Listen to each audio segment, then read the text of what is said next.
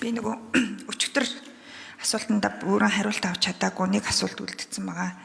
Таяр маань мэдж байгаа х тий. Байнгын хороогоор орж ирэх хүртэл таярын туулсан зам хэр шудраг байна гэж бодож байна вэ? Өөртөө биеэрээ тулж байгаа хүмүүс тий. Үүнийг засах ёстой гэдэг дүгнэлт хийсэн үү? Хэрвээ засах ёстой бол ямар өөрчлөлт засвар хийх ёстой гэж харж байгаа вэ? Энэ асуултанд хариулт авъя. Хоёрдугаарт бид нар аль ч шатны ямар ч шүүхийн шийдвэрт бид нэр итгэлээ хуульчид бид алдах ёсгүй. Та бүхэн итгэж байгаа юу? Тэгвэл бүгд бид нар өршөөнгүйгээр бүгд бодож байгаа. Бүгд мэдээж таярыг хувь хүний чинь хувьд итгэдэг, мэддэг учраас цаана юу болсон, улс төрийн ямар нөхцөл байдал байдгийг байсан гэдгийг бас энэ танхимд байгаа олон хүмүүс мэдж байгаа учраас бас энэ бүхний чинь ойлгож байгаа. Гэхдээ нийгэм биднийг эргээд дахиад хуульчдаас асууна. Дахиад надаас асууна. Би олон сэтгүүлчдэд би шүүхийн шийдвэрт итгэдэг учраас би шүүхийн шийдвэрийг шүүж би энд ярихгүй гэж олон сэтгүүлчдээс би татгалздаг энэ төрлийн асуултанд. Одоо дахиад яг энэ асуултанд бид нар хариулах хэрэгтэй болчлоо. Та бүхэн өөрсдөө бас энэ хариултыг өгөөсэй гэж хүсэж байна. За нэр дэвшигч хариулъя. Сүхбаатар нэр дэвшигч. Нэг минут гарч байгаа бох тийм ээ дэлгэсэндээ тэрийг харж байгаад баримж байгаараа. Тэгэхээр тэр хэрш байнгын ороо хүртэл процесс хийж шудраг болсон бай гэдэгтээ би нөгөө өөрөө дүгнэхмээргүй байгаа. Гэхдээ би таны хэлдгээр хууль тогтоогч байхдаа би энэ асуудлыг засаад шийдтсэн байхгүй. Тэгээд энэ нөгөө 3 сарын өмнө эргэцсэн байдал өөрчлөгдсөн учраас одоо тэр хуулийн зохицуул байхгүй учраас парламент өмнө явж ирсэн жишгээр явсан учраас олон удаа ингэж явж исэн. Тэгэхээр би парламентын тэр өмнөх үйл ажиллагаануудыг үгүйсгэх боломжгүй байгаамаа.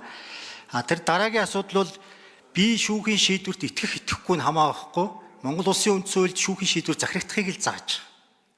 Тэгэхээр би одоо сэтгэл дундуур байна уу, баярлна уу, баярлахгүйгээс хамаарат албан ёсны үйл ажиллагаагаа явуулж байгаа үндсэн хуулийн дагуу бусад хууль шүүхийн болон процессын хуулийн дагуу явуулж байгаа шүүхийн үйл ажиллагаанд бол би захирагдахаас өөр аргагүй.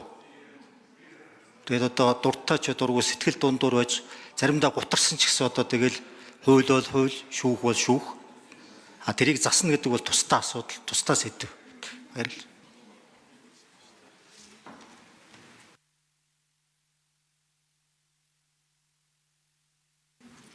За, Эрдэнэт нэр дэвшигч хариулъя. За. Нийтийн албан тушаалтан хариуцлагатай албан тушаал томилогдох хүмүүст сонсголын дэг хуульчилсан боловч харамсалтай нь үндсэн хуулийн цэцэн шийдвэрээр энийг үндсэн хууль зөрчсөн гэж үзээд хүчингүй болгосон. Ингээд өнөөдөр уламжилт тогтсон ёс үндсэн хуулийн цэцэн тухай хууль, улсын хурлын тухай хууль, улсын хурлын чуулганы дэгийн тухай хууль тогтоосон зохицуулт хэм хэмжээний хүрээнд өнөөдрийн энэ үйл явц явагдаж байгаа учраас би үүнийг одоо шудраг биш гэж бас хэлж чадахгүй. Энэ хуулийн дагуу л явж гин л гэж би харж байгаа. За шүүхийн шийдвэртэй холбоотой асуудал дээр бол харин нэг зүйлийг бид хийх ёстой. Шүүх өөрөө итгэлээр оршдог. Шүүх итгэлээр оршдог учраас шүүх засаглалыг төлөөлж ажиллаж байгаа хүмүүс шүүхэд итгэх иргэдийн итгэлийг нураасан үг хэлэх эрхгүй.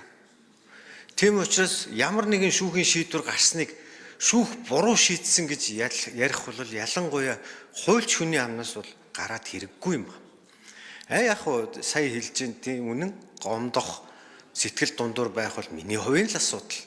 Тэрнээс биш энэ шийдвэр гарсныг нь бид нар ялангуяа төлөөлөд шүүх буруу шийдсэн.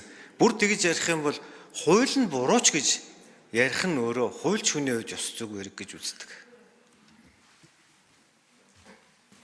За